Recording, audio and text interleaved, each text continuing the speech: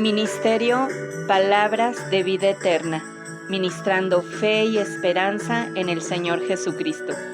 Comentarios, reflexiones y exhortaciones tocantes al segundo libro de Crónicas, por Roberto Aradillas, de la Iglesia de Selene, en San Luis Potosí.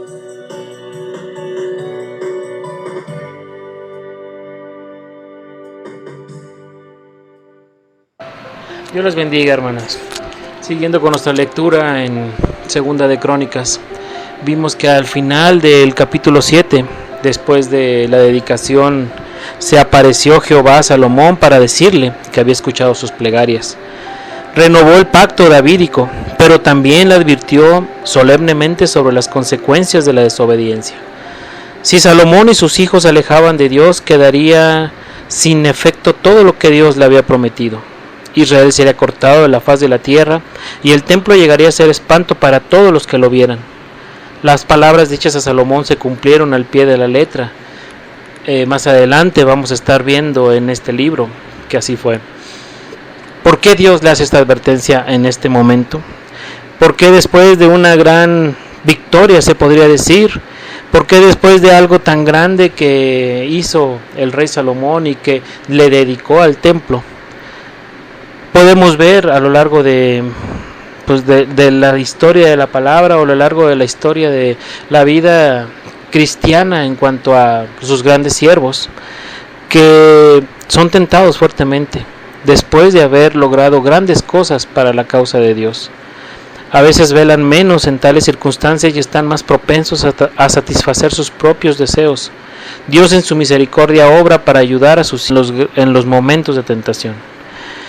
Podemos ver en 1 Corintios 10:12, así que el que piense estar firme, mire que no caiga. Dicen que lo peor que uno puede llegar a recibir como siervo del Señor es ser elogiado, y ser elogiado del diablo. El diablo es el ser que más elogia a un siervo de Dios, y cuando un siervo de Dios está no velando, está siendo en ese momento, pensando que está en un momento de espiritual muy grande y no está estando firme, el Señor le hace esa advertencia: mirar que no caigamos.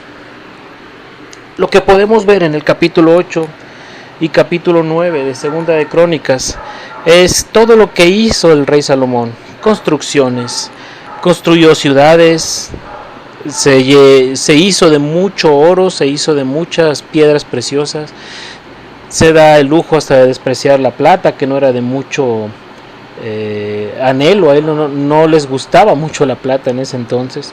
Podemos ver que hizo tributarios a pueblos que no deberían de estar ahí, que se les había ordenado en un pasado barrer con todos esos pueblos y que ahorita siguen siendo, hasta hoy, hasta cuando se escribió el libro de Crónicas, hasta hoy siguen pagando tributo. Podemos ver cómo él puso a su mujer,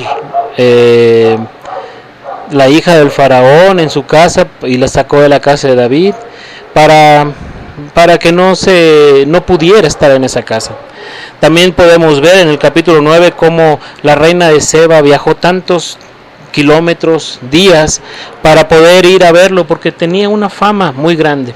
No solamente se llenó de tanta riqueza, no solamente se llenó de tantas cosas, no solamente fue grande en todo el mundo, se podría decir, sino también era muy sabio, tenía una sabiduría muy muy grande. ¿Por qué el Señor pone al cronista? Porque el Señor manda inspirar este libro al cronista y pone esos dos últimos capítulos de lo que es Salomón.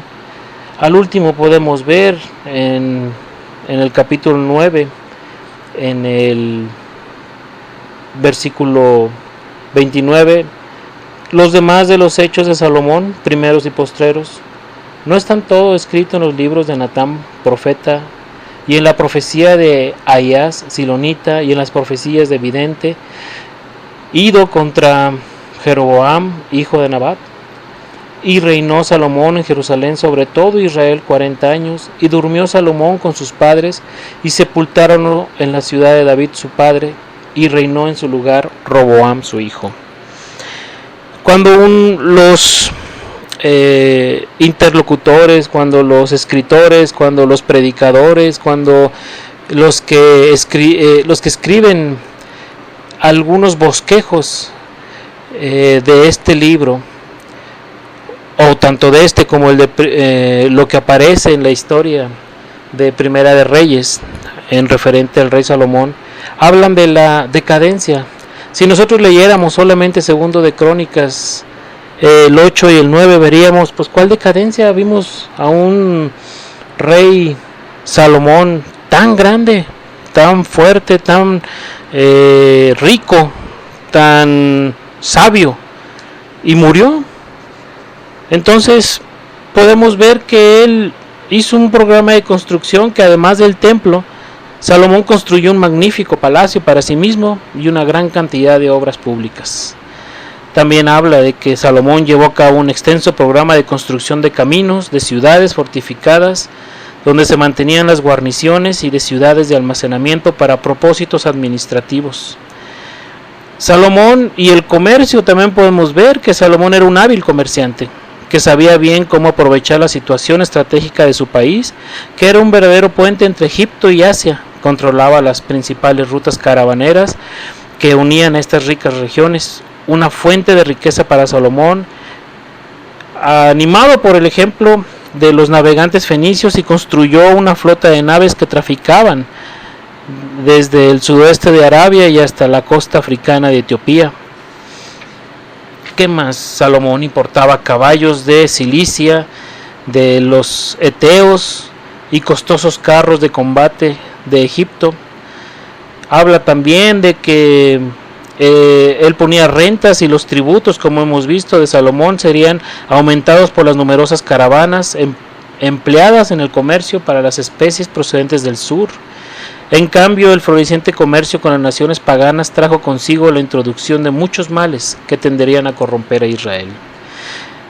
En eso podemos ver, hermanos, cuando él descuidó las cosas espirituales. Podemos ver que él fue muy grande en carros, podemos ver que él fue muy rico, podemos ver que él hizo tantas cosas de fama y de riquezas, pero hizo muchas cosas que no estaban bien, que no deberían de. Es lo que pasa cuando hay un aliciente material, y si no enfocamos la riqueza material que podamos tener y no damos gracias a Dios, y no manejamos esas riquezas para el Señor, para que el Señor las maneje directamente, no nomás nosotros, para las cosas del Señor, para las cosas que el Señor emplea. Cuando Él dice que no hagamos tesoros en la tierra, sino tesoros en el cielo, no es que esté peleado el Señor con que tengamos algo en la tierra, pero está hablando de que no pongamos el corazón en las cosas. ¿Por qué? Porque la palabra de Dios dice también en Juan, el que ama al mundo, el amor del Padre no está en él. Si yo amo al mundo, por consecuencia, mi amor al Padre no está en mí. Yo no amo al Señor. El que ama el dinero, el amor al dinero es la raíz de todos los males. Y es parte de muchas cosas que le pudieron pasar al rey Salomón. Él, podemos ver que pidió conocimiento, pidió sabiduría, y fue para un propósito, para poder llevar al pueblo de Israel, para poder juzgarlos sabiamente. Si nosotros podemos ver lo que pasa con él se hizo de muchas riquezas, y también afectó al pueblo de Israel. Le subió impuestos, hizo cosas tan grandes mal para este pueblo, en que no aplicó la sabiduría y no aplicó la ciencia que el Señor le había dado a lo que verdaderamente era para lo que él había pedido. Entonces podemos ver que en Segunda de Crónicas la visión del Señor no se centró en todas las cosas que él hizo, no se centró en las mujeres que tuvo, en las que desviaban su corazón. Lo podemos ver en Primera de Reyes 11 del 1 al 13, que Salomón se casó con muchas princesas paganas para cimentar alianzas políticas. También era necesario que Jehová castigara severamente al rey que había abusado tan abiertamente de las grandes bendiciones con las cuales había sido colmado. Es probable que empleara al profeta Ahías para pronunciar la sentencia en su juicio. El reino sería quitado de la dinastía de David, pero no todo. Un remanente sería perdonado por amor a David, mi siervo, y por amor a Jerusalén, la cual yo he elegido. Salomón había rechazado a Dios y Dios lo rechazó a él. Ahí podemos ver cuál es la decadencia de Salomón.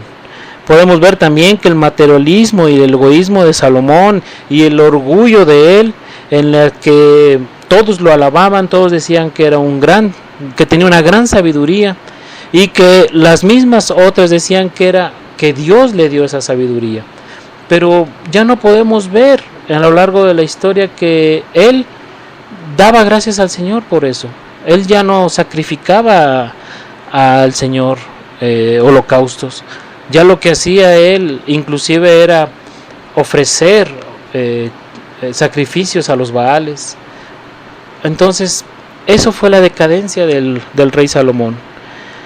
Por eso podemos ver que el profeta Ahías, posiblemente Dios designó a Jeroboam, el capataz de los trabajos de construcción, para gobernar a las 10 tribus que se separaron después de la muerte de Salomón. Es muy triste, es un pasaje muy triste, es una tristeza ver cómo puede caer un gran siervo del Señor. No sabemos si él fue salvo. Lo que podemos ver en cuanto a el rey Salomón es de que a pesar de toda su riqueza, a pesar de toda su fama, a pesar de toda su sabiduría, lo podemos ver solitario, lo podemos ver a un hombre viejo de 60 años, solo, en decaimiento, en una completa vacío en su corazón. Lo podemos ver en Eclesiastés, que todo para él era vanidad. Tener tanto dinero, tanta sabiduría, fue vanidad. Pero lo que podemos ver es de que el Señor, lo que él le decía era de que estuviera con él. Esa fue lo que le dijo en el versículo 7, si podemos ver en el capítulo 7 de aquí de Crónicas.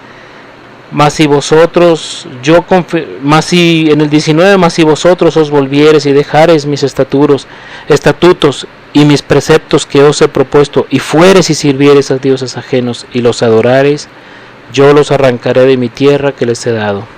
Y esta casa que he santificado en mi nombre, yo la echaré de delante de mí, y pondréla por proverbio y fábula en todos los pueblos.